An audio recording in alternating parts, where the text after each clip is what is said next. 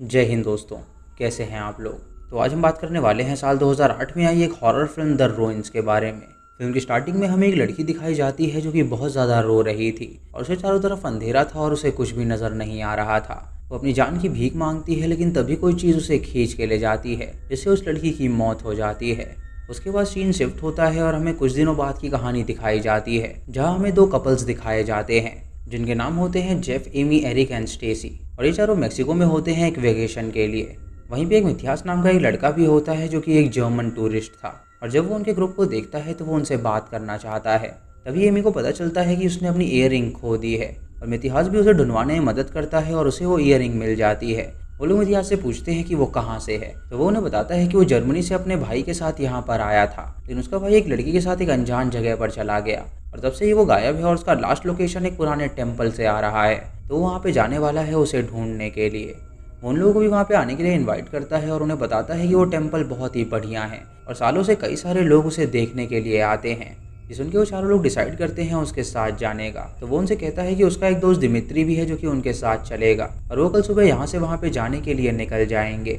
रात को वो सभी ड्रिंक करते हैं और बीच पे खूब एंजॉय करते हैं। एरिक को बहुत नींद आ रही होती है, तो वो अपने टेंट में सोने के लिए चला जाता है, और एमी ने बहुत ज़्यादा ड्रिंक कर ली होती है, जिसकी वजह से वो मिथियास को किस कर देती है। ये देखकर स्टेसी उसे रोकती है और उससे कहती है कि आखिर वो क्या कर रही है। अगली सुबह वो सभी तैयार हो जाते हैं वहाँ पे जाने के लिए। एमी की तबीयत बहुत ख़राब होती है, लेकिन फिर भी एरिक उसे मना लेता है चलने के लिए, और वो सभी बस में बैठ के उस गाँव में पहुँच जाते हैं। उस गांव से कुछ ही दूरी पर वो पुराना टेम्पल होता है, इसीलिए वो सभी टैक्सी वालों से पूछते हैं वहां पर जाने के लिए, लेकिन कोई भी टैक्सी वाला वहां पर जाने के लिए राजी नहीं होता। तभी एक टैक्सी वाले को दुगने पैसे देकर वहां पर ले जाते हैं, और वो टैक्सी वाला उन्हें जंगल के बाहर ही छोड़ देता है और उनसे कहता है कि वो आगे बिल्कुल नहीं जाएगा। ये सुन के वो सभी हैरान हो जाते हैं और सोचते हैं कि आखिर वो ऐसा क्यों कह रहा है, लेकिन फिर भी वो आगे बढ़ते हैं, लेकिन उन्हें वो जगह नहीं मिल रही होती। तभी उन्हें झाड़ियों से ढका हुआ एक सीक्रेट रास्ता नजर आता है, जिसे पार करके वो उस रास्ते पर चलने लगते हैं। तभी उन्हें नदी किनारे दो बच्चे नजर आते हैं जो कि उन्हें देखते ही रहते हैं, मानो कि वो उन्हें मना करना चाहते हो कि वो लोग वहां पर ना जाएं। उसके बाद वो सभी आगे बढ़ते हैं और उस रूइंस तक पहुंचते हैं, जिसे देखकर वो बहुत ज़्यादा खुश हो जाते हैं। एमी वहां पर फोटोज़ भी लेना स्टार्ट कर देती है, लेकिन तभी वहां पर गाँव के लोग आ जाते हैं और उन्हें घेर लेते हैं। गाँव का मुखिया उनसे अपनी भाषा में कहता है कि आखिर वो लोग यहाँ पर क्यों आए हैं, लेकिन वो लोग उसकी भाषा को बिल्कुल नहीं समझ पाते। तभी मिथियास उन्हें अपने भाई की तस्वीर दिखाता है और उनसे कहता है कि वो यहाँ पे अपने भाई को ढूंढने के लिए आया है। उसके भाई की तस्वीर देखकर वो सभी काफ़ी ज़्यादा हैरान हो जाते हैं, और एमी जब फोटो खींच रही होती है तो उसके फोटो खींचने की आवाज़ से वो सभी डिस्ट्रैक्ट हो जाते हैं, जिससे वो उसका कैमरा वापस मांगते हैं। तो दिमित्री उसका कैमरा खींच लेता है और उनके सामने जाके उनसे कहता है कि उसने उनकी फ़ोटो नहीं ली है। तभी वो लोग उस पर तीर से वार कर देते हैं और उनका मुखिया उसे शूट करके मार डालता है, जिससे ये पांचों लोग बहुत ज़्यादा डर जाते हैं और वो तुरंत अपनी जान बचाने के लिए ऊपर भाग जाते हैं। उन्हें वहाँ पे टेंट्स नज़र आते हैं, जिससे उन्हें पता चलता है कि यहाँ पे कल रात भी लोग आए हुए थे। मिथियास वहाँ पे अपने भाई के बैग को भी देख पाता है, लेकिन उसे ये बात समझ नहीं आ रही थी कि आखिर उसका भाई चला कहाँ पर गया। उन्हें वहाँ पे एक कुआं भी नज़र आता है, जिसमें वो अपने भाई को पुकारता है, लेकिन उसके अंदर से उसे कोई भी आवाज़ नहीं आती। वो सभी नीचे देखते हैं कि उन गाँव वालों ने उन्हें घेर रखा है, और वो समझ जाते हैं कि अगर वो नीचे जाएंगे तो वो लोग उन्हें जान से मार डालेंगे। तभी मिथियास को झाड़ियों के अंदर लिपटी हुई एक लाश मिलती है, और जब वो पत्तों को हटाता है तो उसे पता चलता है कि ये उसके भाई की लाश है, जिसे लिपट कर वो रोने लगता है। वो झाड़ियाँ उसके पूरे शरीर में आ गई थीं, और ये देखकर सभी लोग हैरान हो जाते हैं। वो लोग मिथियास को संभालते हैं और उसके हाथ से खून भी आने लगता है। मिथियास उनसे कहता है कि उसने जो झाड़ियाँ छुई थी उसकी वजह से एक खून उसे आ गया है, और वो सभी उसके खून को साफ करते हैं। उसके बाद वो डिसाइड करने लगते हैं कि आखिर उन्हें क्या करना चाहिए, क्योंकि अगर वो नीचे गए तो वो गांव वाले उन्हें जान से मार डालेंगे। तो उनके पास अब कोई भी चारा नहीं है वहाँ से बाहर निकलने के लिए। एरिक सबसे कहता है कि वो लोग चिंता ना करें, कोई ना कोई उन्हें यहाँ पे ढूंढते हुए ज़रूर आएगा, क्योंकि उन्होंने जिस होटल में चेक इन किया है अगर वो 24 घंटे में वहाँ पे नहीं पहुँचे तो वो सब अपनी टीम भेज देंगे उन्हें ढूंढने के लिए। जेफी सुन के उससे कहता है कि उसे नहीं लगता यहाँ पे कोई भी आएगा, क्योंकि यहाँ पे किसी को भी उनकी फिक्र नहीं है। तभी उन्हें उस कुएं के अंदर से फ़ोन के बजने की आवाज़ आती है, और उन्हें लगता है कि उसके नीचे एक फ़ोन है जिसे उन्हें ढूंढना पड़ेगा, ताकि वो पुलिस को कॉल कर सके और उन्हें यहाँ पे बुला सके उनकी मदद करने के लिए। मिथियास उनसे कहता है कि वो लोग उसे रस्सी में बांधे और वो नीचे जाएगा उस फ़ोन को लेने के लिए। और जब वो लोग उसे नीचे भेज रहे होते हैं तो अचानक से रस्सी टूट जाती है, जिससे कि मिथियास नीचे गिर जाता है और उसकी कई सारी हड्डियाँ टूट जाती हैं। ये देखकर सभी लोग हैरान हो जाते हैं और वो डिसाइड करते हैं किसी लड़की को नीचे भेजने के लिए। तो स्टेसी राजी हो जाती है नीचे जाने के लिए। वो उसे रस्सी पे बैठाते हैं और उसे नीचे भेजने लगते हैं, लेकिन वो रस्सी काफ़ी छोटी होती है जिससे स्टेसी ज़मीन तक नहीं पहुंच पाती। इसलिए वो नीचे कूद जाती है, लेकिन उसके पैर पे ज़ोर से एक पत्थर लग जाता है जिससे उसकी टांग में जख्म आ जाता है और खून निकलने लगता है।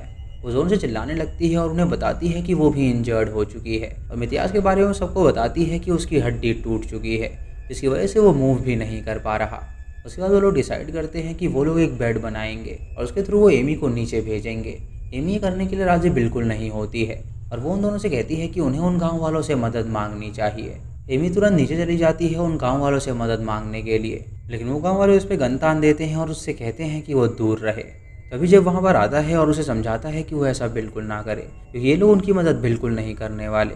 गुस्से में आके एमी उनकी तरफ एक पौधे को फेंक देती है जो कि एक बच्चे पे जाके लग जाता है, जिससे वो बच्चा काफ़ी ज़्यादा डर जाता है। वो सरपंच उस बच्चे को शूट करके जान से मार डालता है और ये देखकर वो समझ जाते हैं कि उन्हें प्रॉब्लम इन झाड़ियों से है, कि वो लोग शायद इसे कर्स्ड मानते हैं।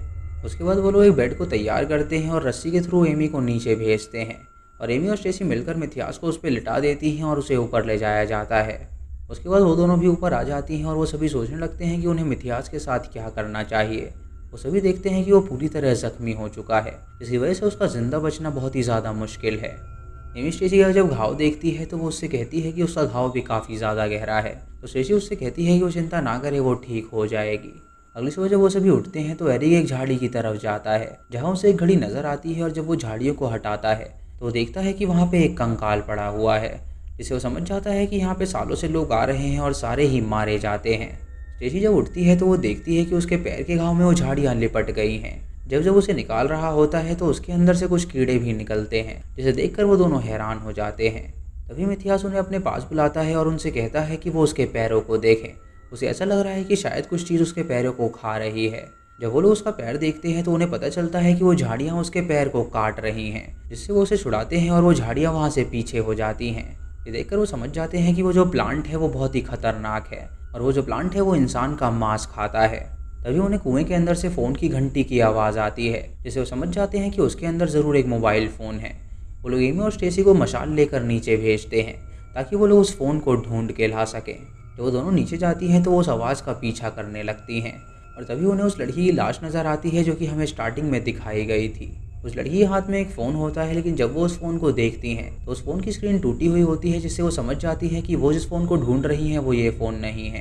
तभी उन्हें दोबारा से घंटी बजने की आवाज़ आती है और वो देख पाती हैं कि वो घंटी फ़ोन से नहीं बज रही है, बल्कि उस प्लांट के जो फूल हैं उनके अंदर से वो आवाज़ आ रही है, मानो कि वो प्लांट अपने फूलों से वो आवाज़ निकाल रहा हो। ये देखकर वो दोनों काफ़ी ज़्यादा डर जाती हैं और तभी वो प्लांट उन पे हमला कर देता है। वो स्टेसी का पैर पकड़ लेता है, लेकिन एमी उसे बचा लेती है और किसी तरह वो दोनों वहाँ से बाहर निकल जाती हैं। वो एरिक और जेफ को इस बारे में बताती हैं तो वो दोनों उन पर विश्वास नहीं करते और सोचते हैं कि आखिर फूल ऐसे आवाज़ कैसे निकाल सकते हैं। तभी वो लोग मिथियास के पास जाते हैं और उसकी हालत बहुत ही ज़्यादा बदतर हो गई थी। एरिक उनसे कहता है कि उन्हें इसका पैर काटना पड़ेगा ताकि इन्फेक्शन उसके शरीर में ना फैल सके और उसकी जान बच सके। मिथियास जब ये बात सुनता है तो वो अपने पैर कटवाने के लिए राज़ी हो जाता है और एरिक और जेफ एक चाकू की मदद से उसके दोनों पैर काट देते हैं और तभी वो सभी देखते हैं कि वो प्लांट उसके कटे हुए पैरों को खींच के ले जा रहे हैं। रात को स्टेसी जेफ से कहती है कि उसे फील हो रहा है कि उसके शरीर में कोई कीड़े घूम रहे हैं और उसे अपना शरीर काटना है ताकि वो कीड़ों को बाहर निकाल सके। जेफ उसे कहता है कि वो सब हेलुसिनेट कर रही है तो वो आराम से सो जाए। जेफ को उसकी बहुत ज़्यादा चिंता होती है तो वो बाहर जाके रोने लगता है और एमी वहाँ पर आकर उसे संभालती है। स्टेसी जब उनकी बातें सुनती है तो वो बाहर आके उन दोनों से लड़ने लगती है और वो जेफ से कहती है कि वो उसे चीट कर रहा है। एरिक भी वहाँ पर आ जाता है और उससे पूछता है कि क्या हुआ, तो वो उसे बताती है कि उसकी गर्लफ्रेंड उसे चीट कर रही है। पहले उसने मिथियास को किस किया था और उसने उसे चीट करने की कोशिश करी थी और इस बार उसकी नज़र उसके बॉयफ्रेंड पर है। वहीं पे हम देखते हैं कि वो प्लांट्स मिथियास की बॉडी के अंदर एंटर कर जाते हैं और उसको चोक करके जान से मार डालते हैं। जब वो सभी ये देखते हैं तो वो काफ़ी ज़्यादा हैरान हो जाते हैं और स्टेसी बहुत ज़्यादा घबरा जाती है और ज़ोर से चिल्लाने लगती है। स्टेसी के शरीर के अंदर कुछ फील हो रहा था और वो बहुत ज़्यादा पागल सी हो गई थी, जिसकी वजह से वो अपना आपा खो चुकी थी। अगली सुबह सबको दिखाती है कि उसके शरीर के अंदर कोई कीड़े रेंग रहे हैं और वो सब ये देखकर हैरान हो जाते हैं। एरिक चाकू से स्टेसी के स्किन काटता है और उन कीड़ों को बाहर निकाल देता है और उसे लगता है कि सारे कीड़े अब बाहर निकल चुके हैं, लेकिन स्टेसी का कहना था कि अभी वो कीड़े पूरी तरह बाहर नहीं निकले हैं। अभी वो उसके सर की तरफ देखते हैं और उन्हें पता चलता है कि उसके सर में भी वो कीड़े घुसे हुए हैं, जिससे वो हैरान हो जाते हैं और सोचते हैं कि वो अब कुछ भी नहीं कर सकते। वो स्टेसी से कहते हैं कि उसे आराम करना चाहिए और वो सभी सो जाते हैं। और तभी अचानक स्टेसी उठती है और उनका चाकू चुरा लेती है और वो उस चाकू को लेकर अपने शरीर को काटने लगती है और उन कीड़ों को बाहर निकालती है। जब एमी और सभी ये देखते हैं तो वो उसे रोकने की कोशिश करते हैं, लेकिन तभी गुस्से में आकर वो जेफ के सीने में चाकू घुसा देती है, जिससे जेफ की वहीं पर मौत हो जाती है। और हम देख पाते हैं कि वो प्लांट्स उसके शरीर को अपने साथ ले जाते हैं। स्टेसी को बहुत दर्द हो रहा होता है और वो एरिक से कहती है कि अब उसका जिंदा रहने का कोई फ़ायदा नहीं है, तो वो उसे भी जान से मार डाले। ये देखकर एरिक उसे जान से मार डालता है और वो प्लांट्स के हवाले उसे कर देता है।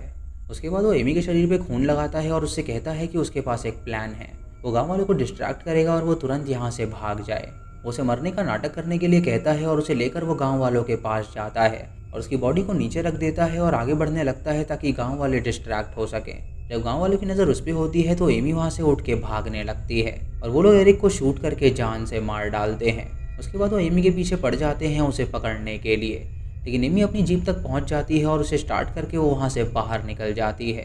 लेकिन तभी हम एमी के माथे पे देख पाते हैं कि उसके अंदर भी वो प्लांट के कीड़े रेंग रहे हैं, यानी कि उस रूइंस के अंदर जो कोई भी जाता था वो कर्स्ड हो जाता था और उन प्लांट्स का इफेक्ट ऐसा होता था कि उनके शरीर के अंदर कीड़े आ जाते थे और अगर वो वहाँ से बाहर निकलते तो वो इन्फेक्शन सबको फैल सकता था। इसलिए शायद गांव वाले उन्हें वहाँ से निकलने नहीं देना चाहते थे, क्योंकि वो जानते थे कि वो जगह पूरी तरह कर्स्ड है और वहाँ से होके जो कोई भी बाहर निकलता है वो मारा ही जाता है और उनके साथ वो इन्फेक्शन सबको फैल सकता है। फिर हमें एक पोस्ट क्रेडिट सीन दिखाया जाता है जहाँ पे हम दिमित्री के दो दोस्तों को देखते हैं जो कि वहाँ पे पहुँचते हैं उसे ढूंढने के लिए, और इसी के साथ ये मूवी यहीं पर ख़त्म हो जाती है। तो दोस्तों ये थी इस फिल्म की कहानी। आपको ये कहानी कैसी लगी आप हमें कमेंट सेक्शन में ज़रूर बताइएगा। चैनल पे नए हैं तो इसे सब्सक्राइब करें और बेल आइकन दबाएं नोटिफिकेशंस के लिए। और दोस्तों वीडियो को लाइक और शेयर करना बिल्कुल मत भूलिएगा। तो मैं मिलता हूँ आपको अगले वीडियो में, तब तक के लिए जय हिंद।